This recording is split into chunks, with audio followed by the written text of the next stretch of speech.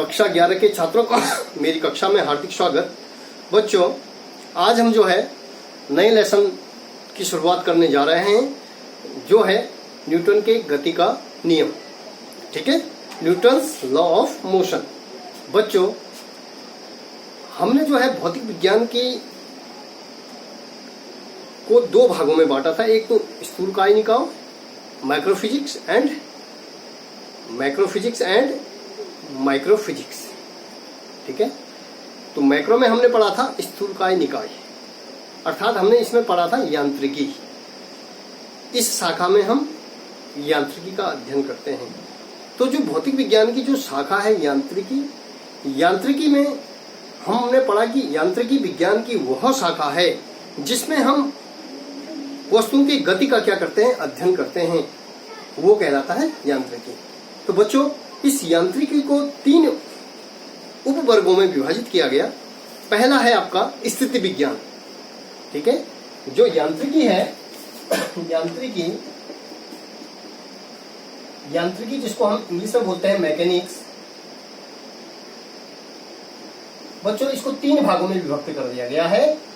Number एक, इसको बोलेंगे स्टैटिक्स। ठीक है, जिसको हम कहते हैं स्थिति विज्ञान या स्थितिकी। ठीक है, दूसरा हमारे पास है काइनेमेटिक्स, जिसको हम कहते हैं शुद्ध गतिकी। ठीक है, और तीसरी चीज हमने पढ़ी, तीसरा जो ब्रांच है इसकी, तीसरी ब्रांच है हमारी डायनेमिक्स।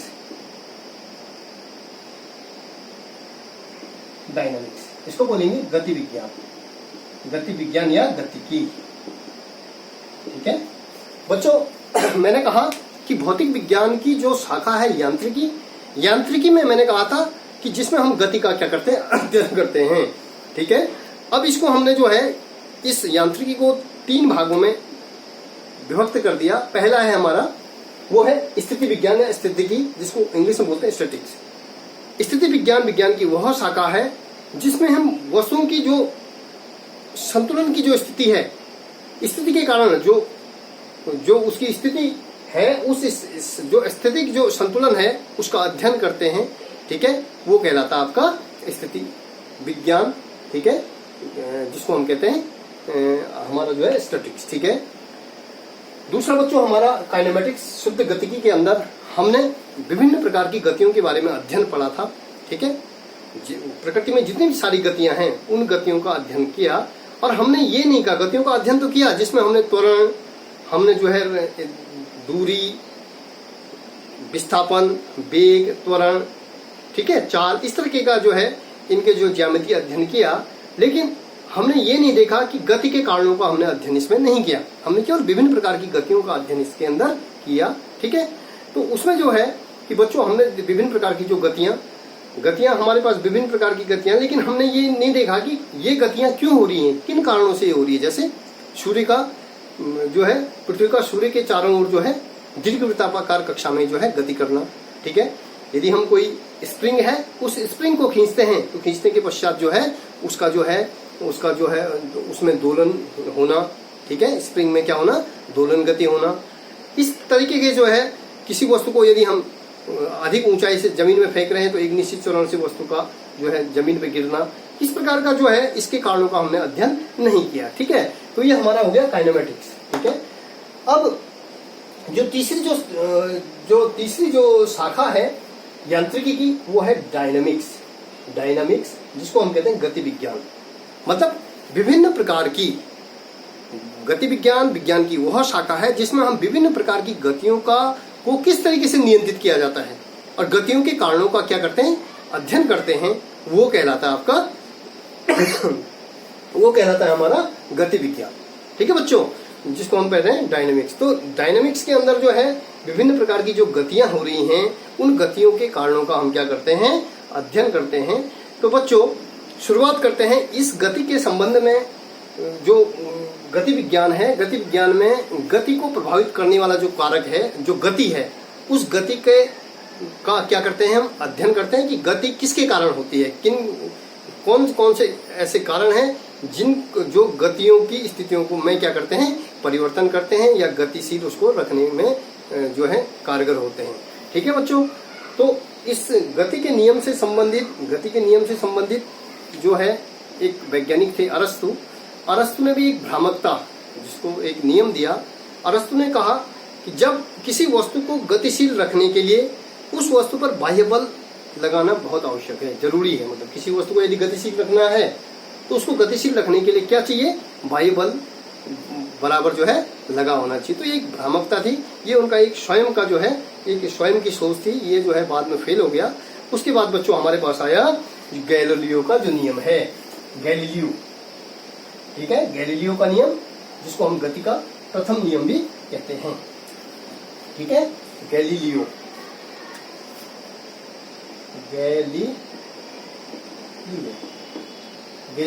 का जो नियम है, जो वैज्ञानिक है गैलीलियो का जो नियम है, गैलीलियो ने कहा कि गैलीलियो ने दो तरीके से वस्तुओं को, यदि हम इसको प्रैक्टिकल समझें तो देखिए बच्चों, तीन प्रकार की स्थितियां हैं। एक तो अनंत तल और समतल पर गति की व्याख्या करवाई उन्होंने। देखिए ये हमारा जो अनंत तल है, ठीक है, ए बी हम इसको माना सपोज कहते हैं, और बी सी ये जो है हमारा समतल है।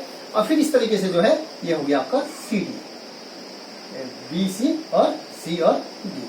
अब हमने क्या किया, देखिए जब हम किसी वस्तु को यहां से फेंकते हैं, मतलब गिराते हैं, तो वस्तु नीचे आई, नीचे आकर के जो है सीधे गई, और फिर पुनः जो है यहाँ तक वस्तु आई, ये वाली स्थिति होती है।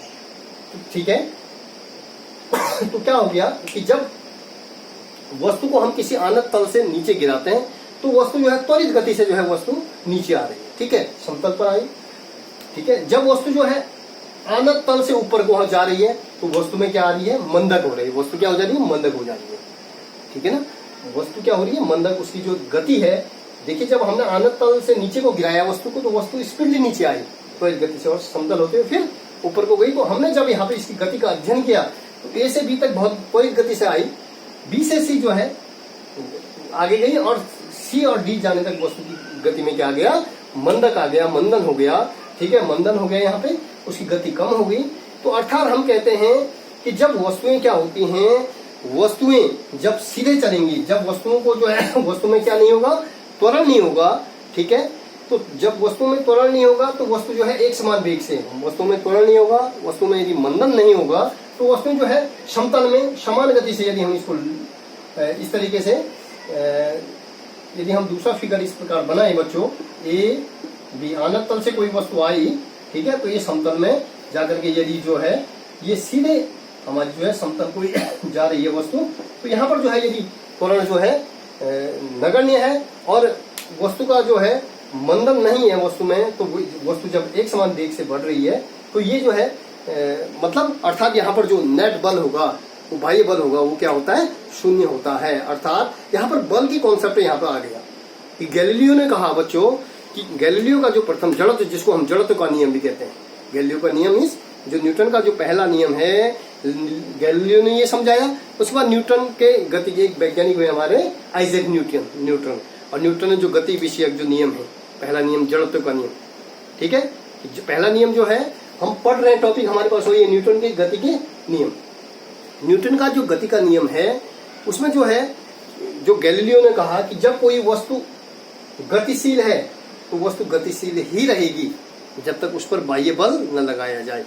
अर्थात दूसरी कंडीशन है कि यदि कोई वस्तु विराम अवस्था में है तो विराम अवस्था में ही रहेगी जब तक उस पर जो है क्या न लगाया जाए, बाह्य बल न लगाया जाए। बच्चों ये जो नियम है इसको ही हम कहते हैं जड़त्व का नियम। तो यहाँ पे बल का कॉन्सेप्ट आ गया कि गति को प्रभावित करने वाला जो कारक है वो क्या है, बल है।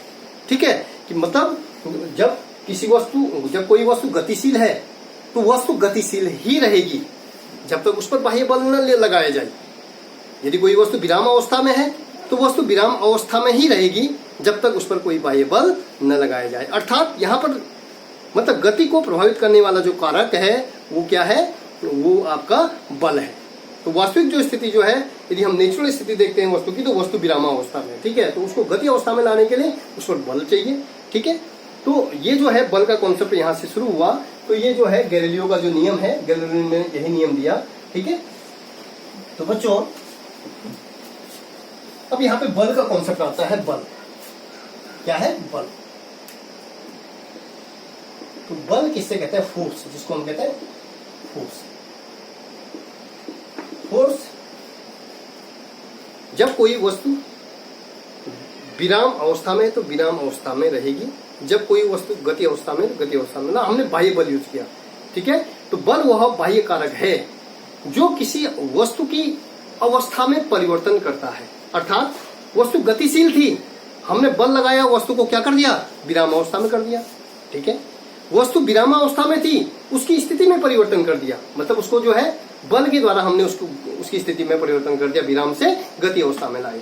तो हम डेफिनेशन क्या कह सकते हैं बच्चों? देखिए, व्यवहारिक जीवन में हम बहुत सारे उदाहरण देखते हैं। बल हम लगा रहे हैं, किसी वस्तु को हटा रहे हैं। ठीक है, तो बल लगा करके हटा रहे हैं, खींच रहे हैं। ठीक है, ठीक है, किसी वस्तु की जो है स्थिति में परिवर्तन कर रहे हैं, दिशा में परिवर्तन कर रहे हैं, आकार में परिवर्तन कर रहे हैं, आकृति में परिवर्तन कर रहे हैं। ये जो है सब किसके कारण हो रहा है? बल के कारण। कि हम कहते हैं बल वह धक्का या खिंचाव है जो किसी वस्तु की स्थिति में परिवर्तन करता है। या दूसरे शब्दों में कह सकते हैं कि बल वह बाह्य कारक है जो किसी वस्तु को की जो है उसकी जो है प्रारंभिक अवस्था में क्या करता है? परिवर्तन करता है। उसको विराम अवस्था है तो गति अवस्था में, और गति अवस्था तो विराम अवस्था में, वो कहलाता है बल। और बल का जो मात्रक है बच्चों, बल आपको कहते हैं बल बराबर क्या होता है? Fa। ठीक है, बल बराबर F इज इक्वल, बल को हम किससे डिनोट करते हैं? F से, और F इज इक्वल हो गया ma। m मीन्स वस्तु का द्रव्यमान, m क्या है? द्रव्यमान, और a क्या है? त्वरण है। ठीक है, तो बच्चों इसका यदि हम मात्रक लिखते हैं, ये सिंपल सी चीज है, ये आप पहले से पढ़ते आ रहे हैं। तो जो बल का जो मात्रक है, द्रव्यमान बल का जो मात्रक है वो हो जाएगा, अब चूंकि जो है m क्या है? SI पद्धति में मूल मात्रक है, तो m का मात्रक द्रव्यमान हो जाएगा, द्रव्यमान का मात्रक हो जाएगा kg, और a है त्वरण, त्वरण का मात्रक हो जाएगा मीटर प्रति सेकंड स्क्वायर। तो ये हो जाएगा kg मीटर प्रति सेकंड स्क्वायर। ठीक है, किलोग्राम मीटर प्रति सेकंड स्क्वायर, और जिसको हम जो कहते हैं न्यूटन कहते हैं। क्या कहते हैं? न्यूटन कहते हैं। एमकेएस पद्धति में जो बल का मात्रक हो जाएगा वो हो जाएगा न्यूटन। तो बल की जो बल की तीन स्थितियां हैं। देखिए, बल क्या कर सकता है? किसी वस्तु की स्थिति में क्या कर सकता है? परिवर्तन कर सकता है। ठीक है, और उसकी जो है प्रवृत्ति रखता है, किसी वस्तु के स्थिति में परिवर्तन की क्या रखता है? प्रवृत्ति रखता है। बल क्या करता है? वस्तु की दिशा को क्या कर सकता है? परिवर्तन करने की जो है दिशा में को परिवर्तित करने की प्रवृत्ति रखता है। ठीक है, बल क्या करता है? वस्तु की जो दिशा और वस्तु की जो दिशा है, ठीक है, उस दिशा को, ठीक है, और उसकी गति को परिवर्तित करने का जो है क्या रखता है? प्रवृत्ति रखता है। ठीक है, बल के द्वारा हम क्या कर सकते हैं? दिशा भी परिवर्तित कर सकते हैं और उसकी गति को भी क्या कर सकते हैं? परिवर्तित कर सकते हैं। ठीक है, बल क्या करता है बच्चों? बल किसी वस्तु के आकार एवं आकृति में परिवर्तन करने की प्रवृत्ति भी रखता है। मतलब बल के द्वारा हम किसी वस्तु की स्थिति में क्या कर सकते हैं? उसकी आकृति में, उसके आकार में क्या कर सकते हैं? परिवर्तन कर सकते हैं। ठीक है, जिस प्रकार से कोई बॉल है, हम उसको दबा रहे हैं।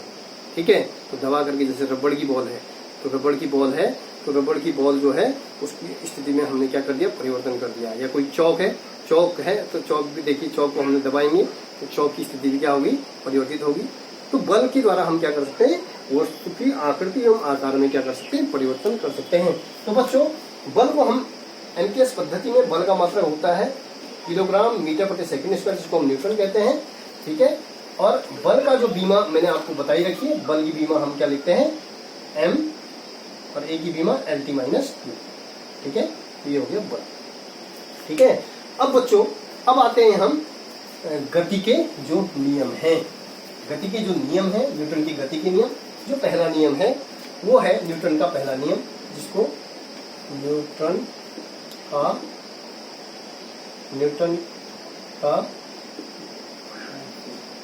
प्रथम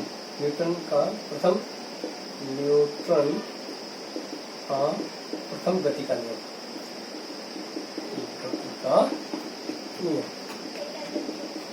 तो देखिए, न्यूटन का जो गति का नियम है, जो जड़त्व का नियम, मैंने कहा कि जब कोई वस्तु गतिशील है, गतिमान है, तो वस्तु गतिमान ही रहेगी।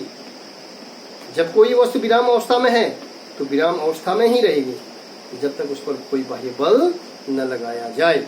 ठीक है, तो वो कहलाता है गति का प्रथम नियम, न्यूटन की गति का प्रथम नियम, जिसको हम कहते हैं जड़त्व का नियम भी कहते हैं। ठीक है बच्चों, अब इसमें देखिएगा, ये जो न्यूटन के गति का नियम है, ये जो है 3 प्रकार का है। ठीक है, जो जड़त्व है, जड़त्व का जिसको हम कह रहे हैं न्यूटन का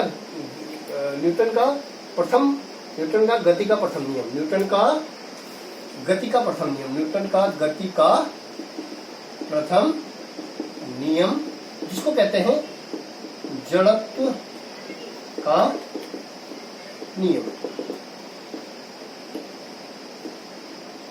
ठीक है, जड़त्व का नियम। देखिए बच्चों, जो जड़त्व का नियम है ये 3 प्रकार का होता है। नंबर एक विराम का जड़त्व, दूसरा गति का जड़त्व, तीसरा हमारे पास जो है तीसरा है दिशा का जड़त्व। मतलब विराम का जड़त्व कि जब कोई वस्तु विराम अवस्था में, विराम का जड़त्व का मतलब जब कोई वस्तु विराम अवस्था में है तो विराम अवस्था में ही रहेगी। यदि हम उस वस्तु को गति अवस्था में लाते हैं, ठीक है, तो क्या होता है, क्या कंडीशन होती है कि वो उसका क्या करता है, विरोध करता है। विराम का विरोध, विराम अवस्था का क्या करेगा, विरोध करेगा। अर्थात मानो सपोज हमारे पास बच्चों, हमारा जो है, हम क्या कर रहे हैं, गाड़ी में बैठे हुए हैं। ठीक है, हम इसका उदाहरण कैसे करेंगे, ये सिंपल सा उदाहरण है। आप गाड़ी में बैठे हैं या रेलगाड़ी में बैठे हैं, तो जैसे ही गाड़ी क्या होती है, चलना प्रारंभ होती है। ठीक है, गाड़ी चलना प्रारंभ होती है तो जो यात्री है उसमें, यात्री का जो नीचे का हिस्सा है वो विराम अवस्था में था। ठीक है, गाड़ी भी प्रारंभ में क्या थी, विराम अवस्था में थी। जैसे ही गाड़ी चली तो गाड़ी क्या होगी, गति अवस्था में आ गई। मतलब नीचे का जो हिस्सा है यात्री का, वो किस अवस्था में आ गया, वो गति अवस्था में आ गया। लेकिन जो शरीर है, ऊपर का जो शरीर है यात्री का, वो क्या है, विराम अवस्था में ही है। तो वो विराम में ही रहना चाह रहा है, वो उसका गति का क्या कर रहा है, विरोध कर रहा है, जिसके कारण यात्री क्या होता है, पीछे की ओर। जैसी गाड़ी चली तो यात्री पीछे की ओर क्या लगता है, उस पर एक बल काम करता है, पीछे की ओर गिरता है आदमी, पीछे की ओर उस पर एक बल काम करता है। तो वही बल जो है क्या है, विराम का जड़त्व है। यदि कोई वस्तु विराम अवस्था में है तो वो वस्तु विराम अवस्था में ही रहेगी जब तक उसकी स्थिति में हम उसको क्या कर रहे हैं, वस्तु को गति अवस्था में लाए। यात्री था, गाड़ी में बैठा हुआ था, अब गाड़ी एकदम चलने लग गई। ठीक है, तो हमने विराम अवस्था में क्या किया, परिवर्तन किया। लेकिन जो वस्तु है वो क्या कर रहा है, विराम अवस्था में ही रहना चाह रहा है। ठीक है, तो इसके कारण जो है मैंने इसका ये जो उदाहरण दे दिया। दूसरा जो है, आप देखेंगे कि पेड़ों पर जो फल लगे हैं, ठीक है, पेड़ों पर फल लगे हैं, हम क्या कर रहे हैं, उसकी टहनियों को यदि हिलाते हैं तो जो फल होता है वो नीचे गिर जाता है। अर्थात वहां पे क्या होगा, फल नीचे गिर गया, मीन्स पेड़ भी विराम अवस्था में था, फल भी विराम अवस्था में था। हमने पेड़ को क्या कर दिया, गतिशील अवस्था में लिया है, पेड़ को हिलाया, गति अवस्था में कर दिया। लेकिन जो फल है वो विराम अवस्था में ही रहना चाहता है, जिसके कारण फल क्या हो जा रहा है, जमीन में गिर जाता है, सीधे क्या हो जाता है, नीचे गिर जाता है। इसी प्रकार से टाट है, हमारे पास चटाई है, चटाई को हम, चटाई जैसे है उसमें बहुत सारे धूल के कण होते हैं। जैसे हम उसको उसकी विराम अवस्था में परिवर्तन करते हैं, गतिशील अवस्था में लाते हैं, लेकिन कण क्या होते हैं, विराम अवस्था में ही रहना चाहते हैं। जैसे हम उसको पीटते हैं, डंडा मारते हैं उसको, डस्ट को हटाने के लिए, तो वो डस्ट कहाँ हो जाती है, नीचे गिर जाती है। तो बच्चों इस प्रकार के काफी सारे हमारे पास उदाहरण हैं। ठीक है, यदि हम जो है किसी बंदूक की गोली से जो है हम किसी शीशे पर जो है उसको दाग रहे हैं, तो शीशा क्या होता है, बीच से छेद होकर के चला जाता है। तो देखिए इसी के दूसरे ओर हम यदि जो है पत्थर को, जो है शीशे को पत्थर से मारेंगे तो शीशा क्या हो जाएगा, पूरा टूट जाएगा। यदि हम बंदूक की गोली से शीशे को दागेंगे, ठीक है, टारगेट करेंगे, तो जो है गोली सीधे पार हो जाएगी, सीधे शीशे के। उसके कारण क्या है कि जो है, जो पूरा शीशा है वो विराम अवस्था में है। ठीक है, जो गति अवस्था में है उसने केवल वही एरिया जो यहाँ पर टारगेट हुआ, उसी स्थिति उसको वहीं पे क्या किया, अटैक किया, जिसके कारण जो है वहां पे जो है क्या होगी, वो जो है वो वाला जो एरिया क्या हो गया, वो गतिशील हो गया। ठीक है, बाकी जो है इस प्रकार के काफी सारे बच्चों उदाहरण हमारे पास हम देखेंगे। इस तरीके से काफी सारे उदाहरण हम दे सकते हैं, ठीक है। इसके अलावा जो है हमारा गति का जड़त्व, गति का जड़त्व अर्थात गति का जड़त्व का उदाहरण बच्चों हम दे सकते हैं कि गति का जड़त्व क्या है कि जब कोई वस्तु गतिशील है, ठीक है, तो गतिशील ही रहेगी जब तक उस पर बाह्य बल न लगाया जाए। उदाहरण के लिए फॉर एग्जाम्पल कि हम जो है गाड़ी में जा रहे हैं, ठीक है, गाड़ी चल रही है और हम यात्री उसमें बैठा हुआ है। अब क्या होता है कि जैसे ही ड्राइवर जो है गाड़ी पे ब्रेक मारता है तो गाड़ी क्या हो जाती है, विराम अवस्था में आ जाती है, ठीक है, लेकिन जो यात्री होता है वो आगे की ओर गिरता है, ठीक है बच्चों। तो ये इसमें क्या होता है, इसके पीछे रीजन क्या है कि जब जो है गाड़ी गतिशील थी, गतिमान थी, तो यात्री भी, बैठा हुआ यात्री भी क्या था, गतिमान था। जैसे ही गाड़ी के ड्राइवर ने गाड़ी पर ब्रेक लगाया तो यात्री का जो निचला वाला सिरा था वो क्या हो गया, विराम अवस्था में आ गया, उस पर भी क्या लग गया, ब्रेक लग गया। और इस ऊपर का जो शरीर है, ऊपर का जो भाग है वो गतिशील है, जिसके कारण क्या होता है, ब्रेक लगते ही यात्री क्या होता है, आगे की ओर क्या हो जाता है, झुक जाता है, ठीक है। तो ये जो है हमारा जो है किस तरीके का उदाहरण है, ये हमारा जो है ये गति के जो है गति का जो जड़त्व होता है उसके उदाहरण हमारे पास है बच्चों। इसके अलावा भी जो है हमारे पास जो है गति के जड़त्व के जो है हम और उदाहरण दे सकते हैं। गति के जड़त्व के उदाहरण हम दे सकते हैं कि जो जब हम गाड़ी से क्या होते हैं, उतरते हैं, गाड़ी चल रही है और गाड़ी से यात्री उतर रहा है, तो उतरते समय क्या होता है, यदि हम जो है गाड़ी के साथ साथ यदि हम उतरते हुए दौड़ेंगे नहीं तो हम क्या होंगे, हम यदि अपने पाँव को स्थिर कर देंगे, विराम अवस्था में ले आएंगे, तो हम क्या हो जाएंगे, वहां पे गिर जाएंगे, ठीक है। तो जब गाड़ी से उतरते हैं तो गाड़ी से उतरते समय हम गाड़ी के साइड की दिशा में क्या होते हैं, दौड़ते हुए यदि उतरे तो हम जो है पृथ्वी पर नहीं गिरेंगे, ठीक है। ये भी उदाहरण हो सकता है। यदि हम गाड़ी में बैठे हुए हैं, रेलगाड़ी में बैठे हुए हैं, तो वस्तु के जड़त्व के कारण जो है जब हम बॉलों को ऊपर फेंकते हैं तो बॉल सीधे हमारे हाथ पे आ जाती है। इस प्रकार के काफी सारे उदाहरण जो है हम काफी सारा एग्जाम्पल आप भौतिक जीवन में, व्यवहारिक जीवन में कर सकते हैं, ठीक है।